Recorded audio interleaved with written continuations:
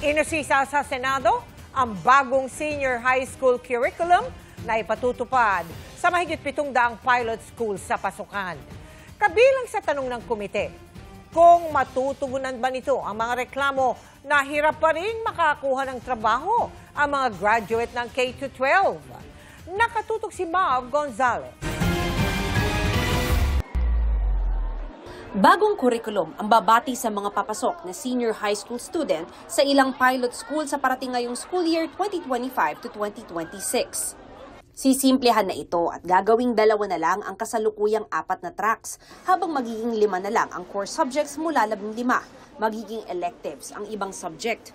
Pero pag-usisa ng Senate Committee on Basic Education, masosolusyonan na ba nito ang mga reklamong humaba lang ang pag-aaral pero hindi pa rin naman nakakakuha ng trabaho ang mga K-12 graduate? What we guaranteed to our constituents with the additional 2 years in senior high school, we will reduce the number of years in college. Sa survey ng kinomisyon ng opisina ni Senador Win Gatchalian, lumalabas na mas maraming hindi kontento sa senior high school program at K-12. Parents have to shell out more money for transportation, food, for education, for their children. Senior high school diploma is not enough to get a better job, so they still want to go to college. Ayon sa Department of Education, may 10% naman ng mga senior high graduates na nakakakuha ng informal jobs. Kaya layo ng bagong senior high curriculum na mas maging employable sila. Nag-uusap na rin ang DepEd at SHED para hindi magkapareho ang subject sa senior high school at sa kolehiyo. Pero pag-amin ng DepEd, the 5 proposed core subjects are not enough for students to be college ready. They need to take electives. Sabi ni Gatchalian, dapat bawasan din ang subject sa kolehiyo. Top of mind is PE. We can push this down to basic education. Pwede rin daw iayon sa magiging core sa kolehiyo ang kukuning subject sa senior high school.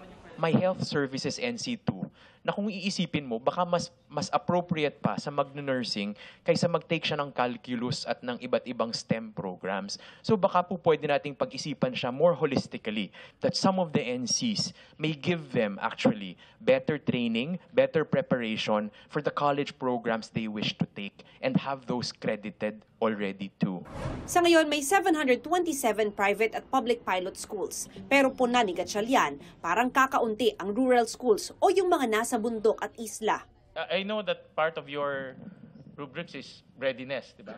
But I think we should also consider the rural schools because the readiness of those schools is really a challenge. They might not be ready for the rest of for a very long time. Include more rural schools. The end goal of the pilot is to learn what's wrong or to learn what's right and to correct what's wrongs. Sa school year 2026 to 2027, inaasahan ang full rollout ng bagong senior high school curriculum. Para sa GMA Integrated News, Mav Gonzalez, Nakatutok, 24 Oras.